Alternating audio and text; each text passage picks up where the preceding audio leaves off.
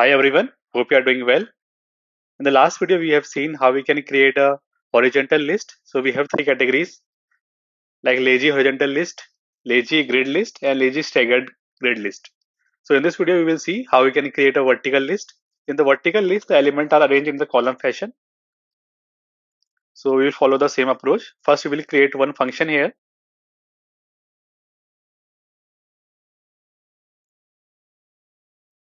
Display, we can hide the simulator and open the preview. Vertical list. And this will be a composable function. Similar way, we will create one preview block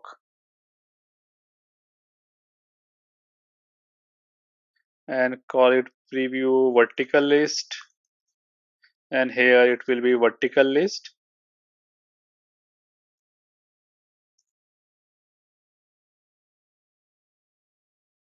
Okay, now in this block what we will do, we will follow the same exercise which we have done in the previous video. So firstly we will create a list.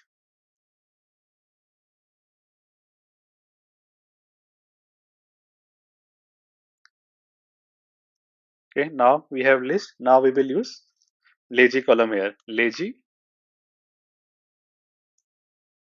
Okay, now we have lazy column and we will add a scope here. Now the same thing, in the scope we will use items. Okay, now in the items we will first pass the list of elements, and items is equal to user list. Next will be key. So key will be this class ID. So if you see this user ID, this is a unique parameter in our object class. So we will use it as a key. It dot user ID. And finally, we will implement its body. Okay. Now again, we will create the same pattern. Here we will use this one. First we will have a row. Now in the row, first we will add the icon. And here its resource will be.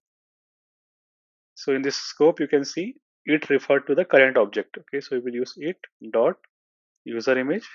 Content description, we can add a username, so we will call it dot username. Now next thing will be displaying the username element, then we will use it dot username. So if you see, we are able to display the user image and username. Now next thing is we want to take it a full width. So in the row, add modifier here and use modifier dot fill max width. Now you can see it is taking a complete space. Now we will add a padding. For padding, just go to the lazy column and here add padding. So it will be padding values. We want to give a padding of 16. And now you can see we have a padding from left, top, right, and bottom. If you want to add a space between these elements, then we will use vertical arrangement, and arrangement will be arrangement dot space by, and we want to give a space of 16 dp. So now you can see we have a spacing between these elements as well. Okay, now we want to give a spacing between this icon and this user image. So what we will do, we will add a padding to this text. Just use a modifier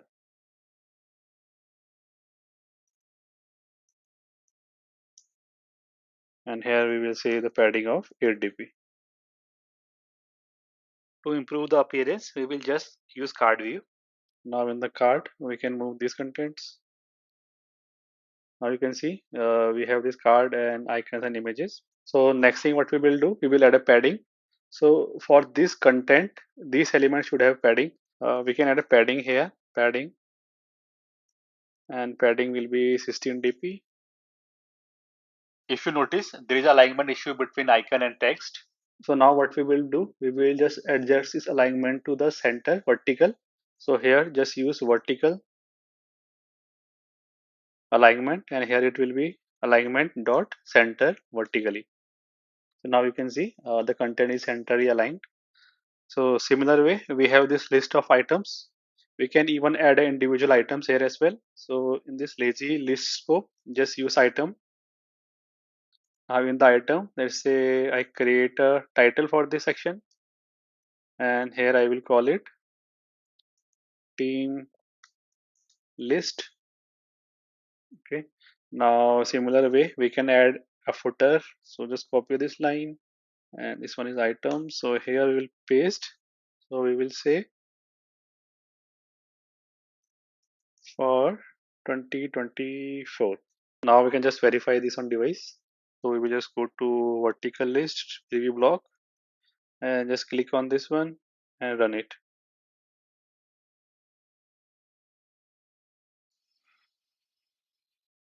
Okay, now you can see the list where we have username and user icon.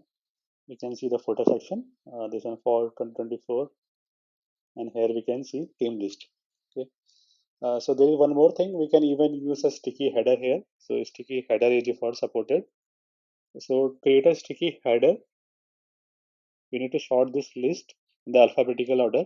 So in the current list, what we will do, we will use sorted by. Okay, now in the sorted by, we will use username. So we have sorted this array. Now next thing we need to do is we will just iterate to this array. So we will call it user list dot, okay, for each index. So here we will get index and user. So here we will check if index is 0 or current username starting character is not equal to previous user starting character.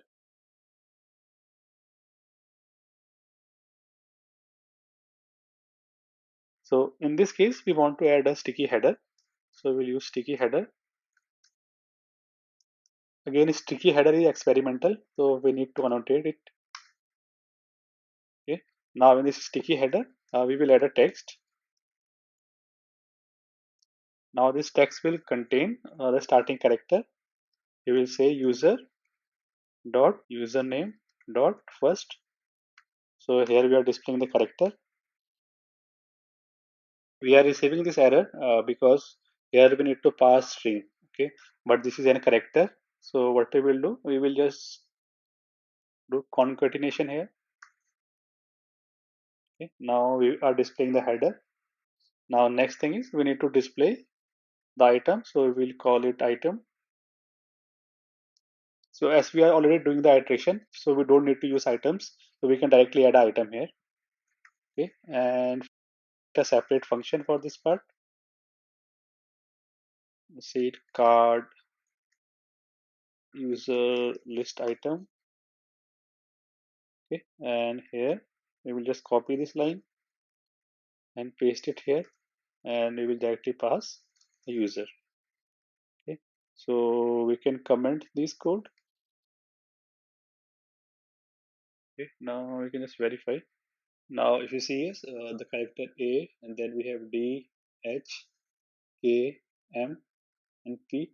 Now we can just run it on device.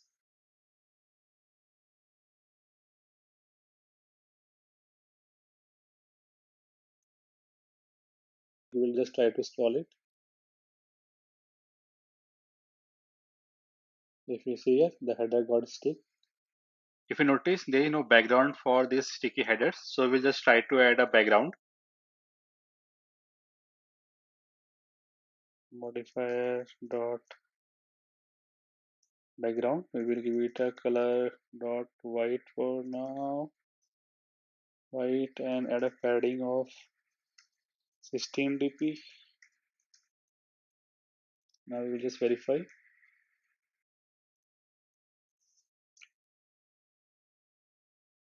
So if you see here, we are able to see the background, the header, but it is not taking the full width. So what we will do, we will just add a maximum width.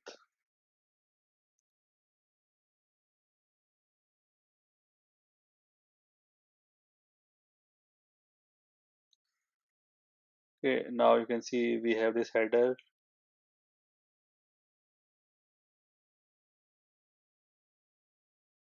Okay.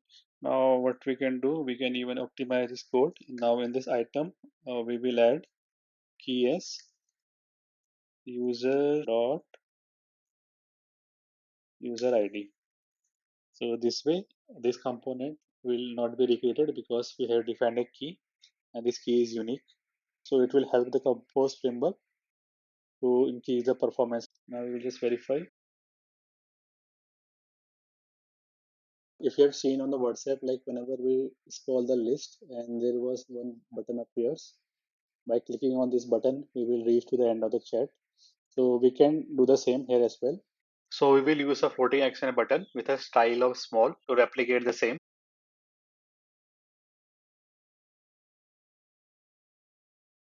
So here we will say small shape. Okay. And next, what we will do, we will add an icon for it. Then H vector, and here I will add a down arrow.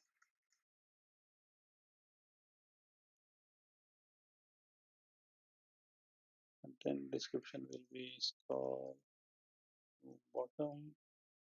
Okay, now you can see we are able to see this floating action button. Next, what we will do, we will add this button to the bottom center. So we need to wrap this into a box layout. Just add box here.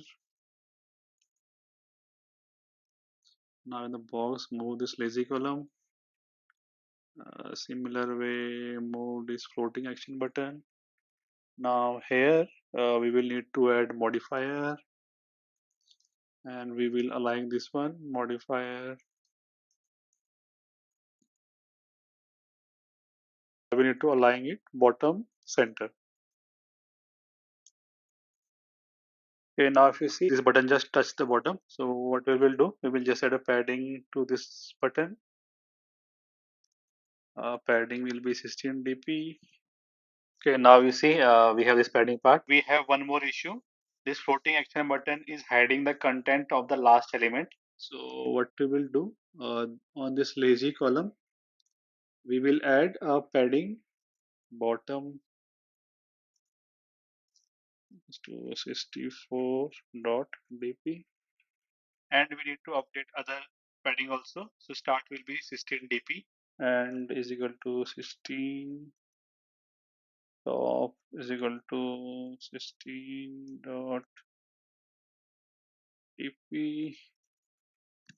And now we will just verify this on device.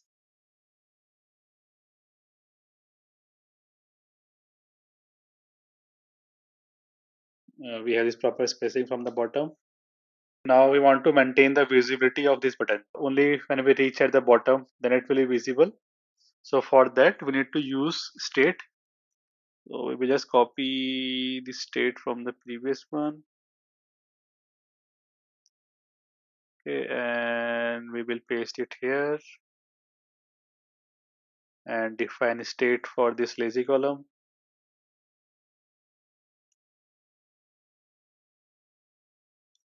Okay, now from here, we will add a condition if list state dot first visible item index is greater than 0, then what we need to do, only then we want to display this floating action button. So if we see here, we are getting this warning like frequently changing state should not be directly read in composer function. This is called side effect in the compose. So we will discuss about side effect later. So we will just see the usage here for the side effect. What we will do, well, fab visibility is equal to remember. In the remember, what we will use derived state of. Now in the derived state of, we will use this one list state dot first visible item index if it is greater than 0. Okay, and we will use this fab visibility as a parameter. Okay, now if you see the error disappears. Now we can see this part. Okay, now you can see by default it's not visible. Now this button got visible. Now what we will do, whenever we click on this floating action button, we want to scroll to the top. Okay. So what we will do, this on click, we will use list state dot scroll to item, and here we will use 0. Okay. Now this scroll to item is a suspend function. So we need to create a scope. So we will use val member scope is equal to remember coroutine scope. So just copy this one, and here we will use dot launch. We will just cut this line. Okay, I will just run it again. Okay, now we have this floating button. Now I click on this one. You can see the list scroll to the 0 index. Okay, so this way we can create a vertical column and we can perform actions. So that was for this video. In the next video, we will see how we can use grid vertical list and staggered grid vertical list. So stay tuned for further updates.